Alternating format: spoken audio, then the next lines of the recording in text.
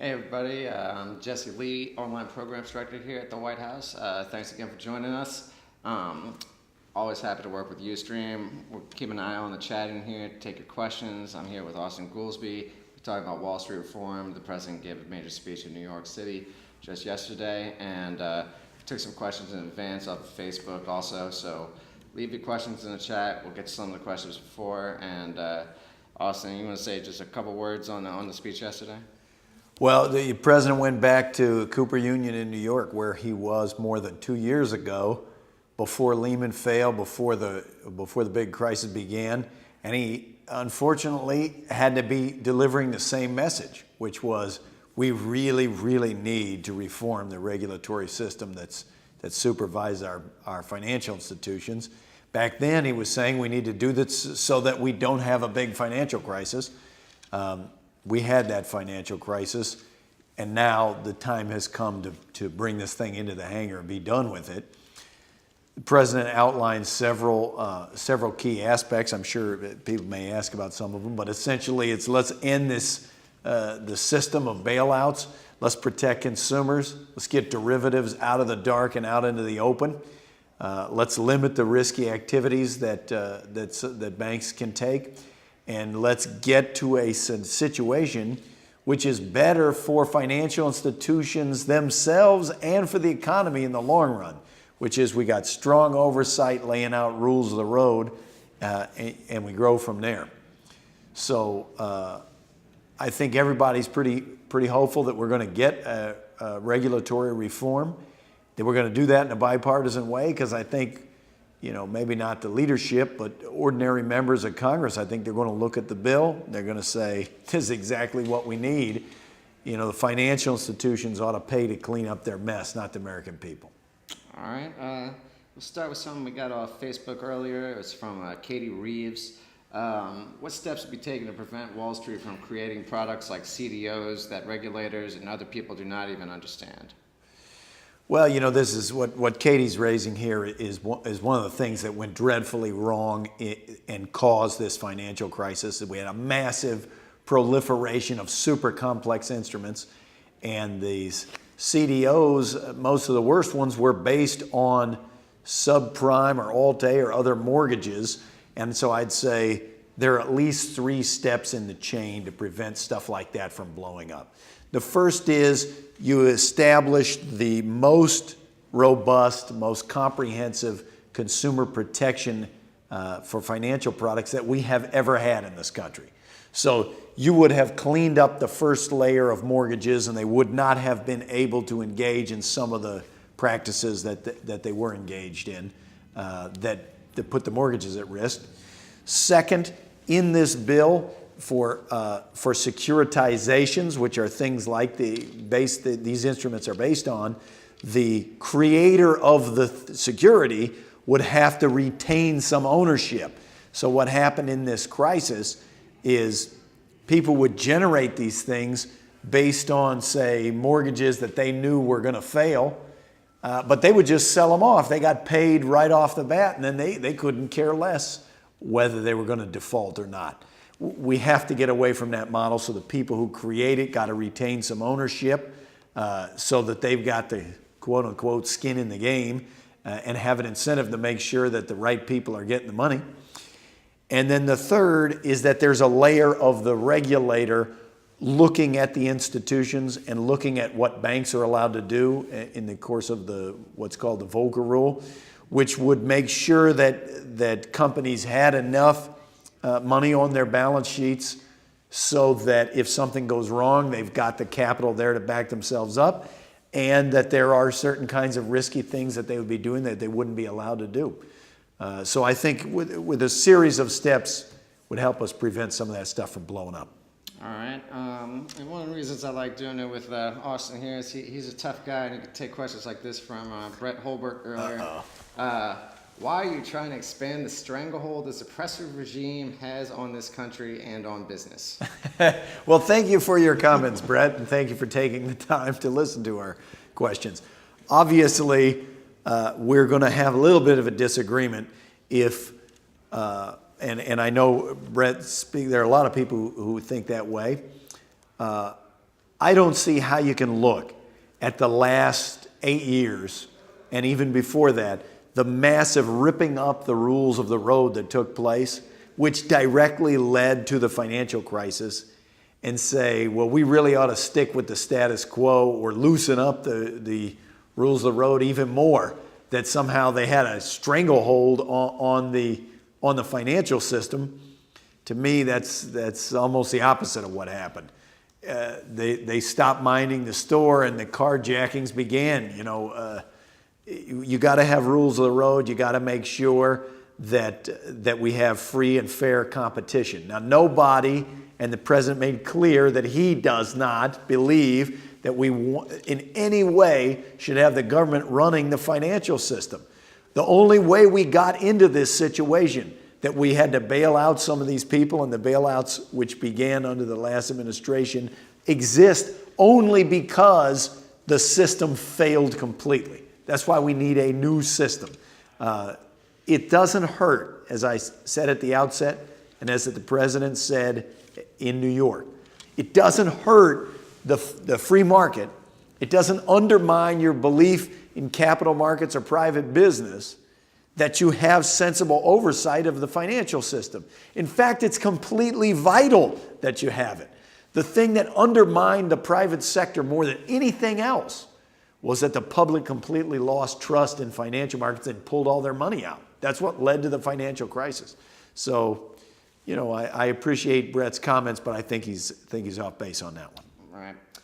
Yeah, not to overstep my moderator role here, but an analogy that occurred to me the other day was when you looked at baseball and the whole steroids controversy. When there were loopholes in the rules and the testing and everything, you had a situation where some players were using it and the other players felt like they had to do it just to compete. And that's not a good situation for even the players themselves. That's not good for the players, and you saw a similar dynamic in this boom time where the folks that were cutting the corners the most, they were making great money because gaming the system was extremely profitable if nobody's enforcing the rules. And in a world like that, you're punishing the people for playing by the rules because they got to compete against people who aren't. So without setting the rules of the road, you're gonna be on a path for problems. All right. One question we got from Lisa Fisher in the chat, and maybe you can give some context on what she's talking about here too, because it's been a big debate. Is what other options exist for funding the $50 billion wind-down fund if it is removed because of legislative compromise? Okay, this is a key point for anybody who hadn't been following this in detail.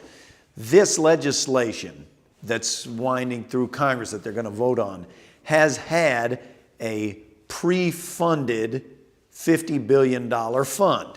Now, that fund was a bipartisan idea that Republicans and Democrats had come up with expressly so that taxpayers would not be on the hook for any kind of money that might be needed in a financial crisis. This is important on two dimensions. One, no taxpayer money, period. The banks pay that money out of their own pockets. And two, that cannot be used for a bailout. Cannot, forbidden, outlawed to be used for propping up any financial institution. The money can only be used for funeral expenses, for liquidating the company or breaking it up into pieces and selling it off with the management fired and the shareholders wiped out. That's what the pre-funding was. Now, the president feels extremely strongly that banks must pay for the messes that they create, not the American taxpayer. If we don't want to do that pre-funded, we can do it post-funded. But the key principle is that it's got to be the financial institutions paying, not the taxpayer. So there are a number of different ways you could do that, but as long as we make that point clear, and as long as we cannot use the money for bailouts and prop-ups, the president's open to all sorts of different ideas. All right, and one of the things that a lot of this debate was initially about was the new agency to protect consumers, And that's something that's been kind of left out of from a lot of the debate lately. This relates to it from Manish Pangasa. He says, President Obama, please urge Congress to include payday lending reform measures in your financial reform bill. Well, look, Manish's got a good point that when you look at consumer protection, there's a whole variety of things. We have talked in this very spot about credit card reforms and all of the things that the Consumer Protection Agency and the credit card bill have done to protect consumers from outrageous fees and various practices some of these card issuers have. There are a bunch of things on mortgages. If you've ever bought a house, you know there's 100 pages of documents, and even if you're a lawyer, you can't even understand what a lot of it says. But payday lenders, check cashing services, a whole bunch of consumer financial products need to be encompassed in this thing. There was a bill in the House which had an exemption for payday lenders. My understanding is there's no such exemption in the legislation that we're going forward. I think Manish is onto something. We gotta incorporate that. That's right, and I'll try to drop a link to this in the chat, but if you search whitehouse.gov for payday lenders, you'll quickly find a blog post from our Deputy Communications Director, Jen Psaki, making clear that the President has a clear line on this, yes. And he's not going to tolerate a carve-out for that. Speaking of which, Zach, I won't try to pronounce the last name, but he says, please provide a summary of what's in the bill for the populace to read so we can know the truth. And I'll say, this is also on whitehouse.gov. You can find it pretty quickly. I'll give the URL, but why don't you give just kind of a brief outlay of the kind of key sections of this. Okay, I'll give you a few points, but I'd encourage anybody interested in this to go to the White House website and read about it, because you can get more detail than I'm going to be able to say. I think several of the most important points on this are, number one, establishing the strongest, most comprehensive consumer protection agency in U.S. financial history. We've never had something as strong as that. It consolidates what is currently spread out over 7 different agencies and is not the central focus of any of those agencies, consolidates it all into one central place where both the regulator can be held accountable and the financial companies can be held accountable. Second thing it's going to do is end the too big to fail regime, end bailouts, period. Bailouts are outlawed. If we ever get into trouble, the financial company must be liquidated or broken up. All the managers get fired and all the shareholders lose their money. It's extremely important that we do that. That's what's called this resolution authority, which is the nice way to say wipe these guys out, which is we resolve them and we resolve their problems. Third, it looks at derivatives, the $600 trillion market for what are called over-the-counter derivatives, which are derivatives that trade in the dark, that we know nothing about and are virtually unregulated. The president's insisted that we get those out of the dark, into the sunlight, and under the regulatory umbrella. We wouldn't normally care because you say, who trades in that? And regular people don't trade in derivatives. But everybody's perked up real quick when AIG, because of these dark pools of derivatives, required hundreds of billions of dollars from the U.S. government. Otherwise, they threaten to blow up the entire financial system. So we've got to move the derivatives out.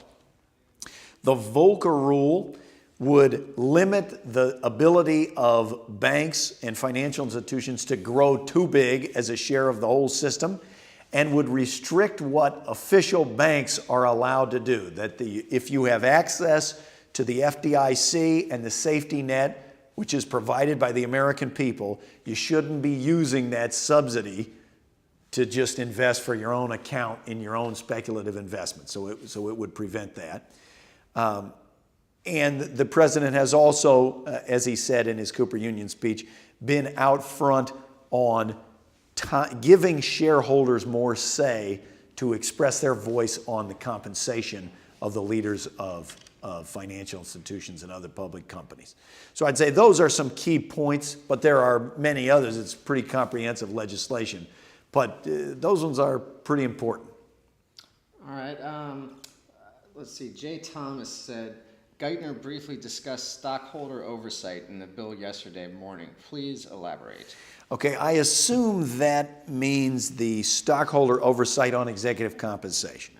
So that's the say on pay type legislation, which would give shareholders the ability to voice a vote of no confidence, shall we say, on the compensation packages of management. Now, the president in his remarks at Cooper Union said neither he nor the government nor anybody begrudges managers and executives who get paid for their performance. I think what's confused a lot of people is to look at the years these financial companies have had. How could that be termed performance? Why are they getting paid what they're getting paid when they had these epically bad years and they threatened to blow up the entire economy?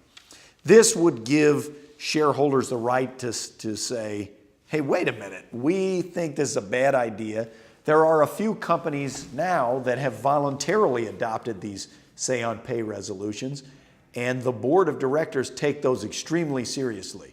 You know, if your shareholders say, we think this person is being paid too much in the wrong form, is not being rewarded for performance, they're being rewarded for messing things up, they have a chance to express that. All right.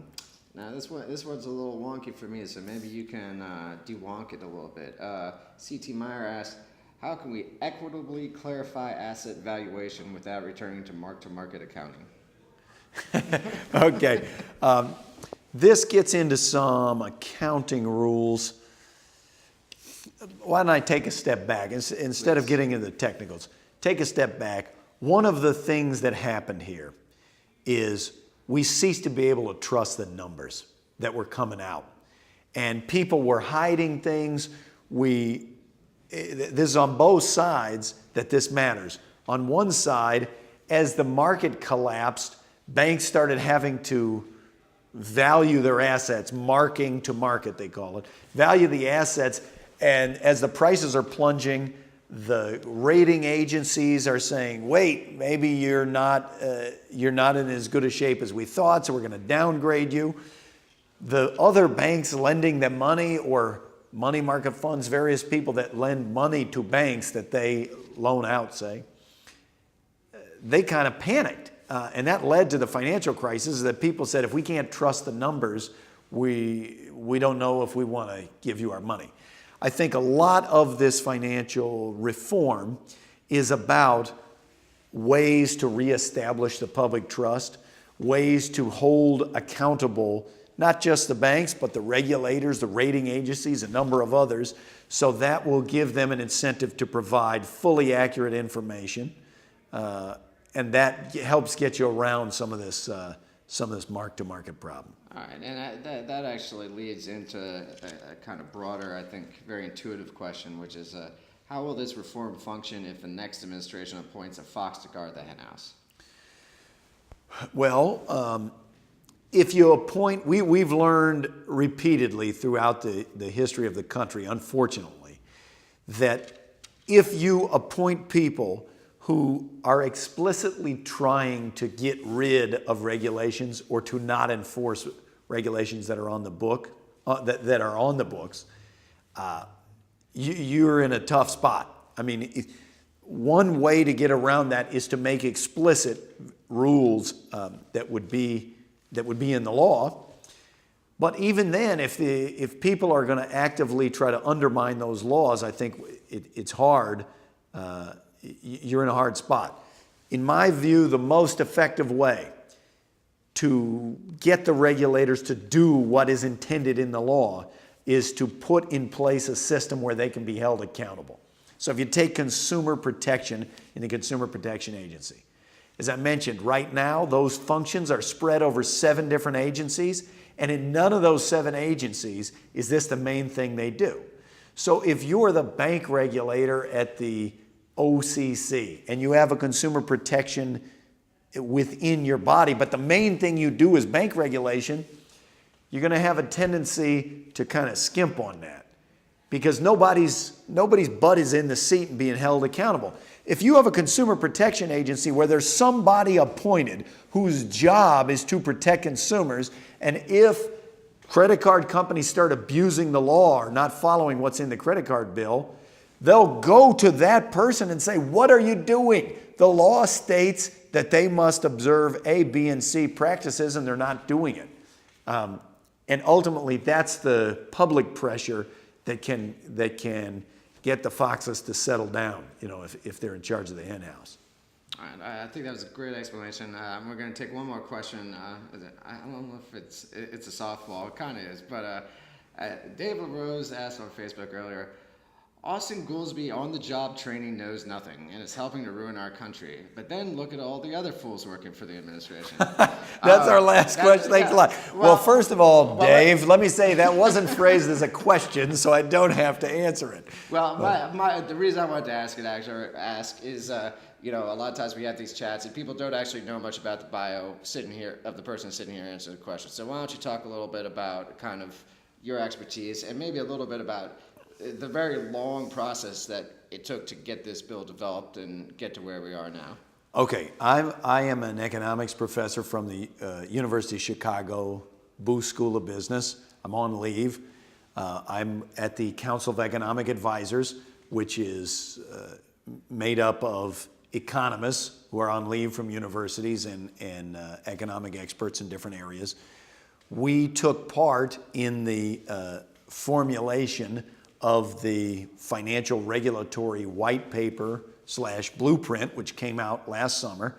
I'm also the chief economist of the President's Economic Recovery Advisory Board, which is headed by Paul Volcker and comprised of a number of financial experts and regulators. You got Roger Ferguson was vice chair of the Fed, Bill Donaldson was head of the SEC, Volcker himself was head of the Fed, obviously. And so we have tried to bring in experts from all different venues within the economy, within the financial system, academics, policymakers, regulators, when we formulated what the key principles would be. And the financial crisis started more than 2 years ago. So as I say on this legislation, we have been talking for a long time, debating the issues. It's time to bring that to an end. I think the sentiments that we're a fool and we know nothing, look, everybody's entitled to their opinion. I think we have tried as administration to reach out to bring in all sorts of viewpoints and to try to distill that into something that would work and protect the system. As a last note, I guess what I'd say is the financial institutions and a few of the financial institutions and a few of the special interests are lobbying as hard as they can. They have spent hundreds of millions of dollars. They have hired 5 lobbyists per member of Congress trying to put loopholes back into this regulatory reform, trying to protect the status quo that has been extremely generous and extremely lucrative to a very small number of institutions. We cannot afford to do that, where the we is not the administration, it's the American people and the economy. We cannot afford to let this go back to what it was that got us into this mess. If you look out the window, more than 8 million people have lost their jobs in this recession, deepest since the Depression, and they've lost their jobs in a recession fueled by financial crisis. So say what you want about me, but together we have got to do this. And I think ultimately everyone knows that. Even the financial institutions themselves know that we can't go back to the status quo because that's what got them into crisis, not just the economy. So I hope that everybody will go to whitehouse.gov. We'll read about the bill. We'll talk to their leadership, Congress, anyone about their concerns that we reform the financial system and prevent this kind of thing from happening again. And I appreciate your time watching. All right. Yep. Thanks so much. And thanks so much, Austan. Look forward to doing it again.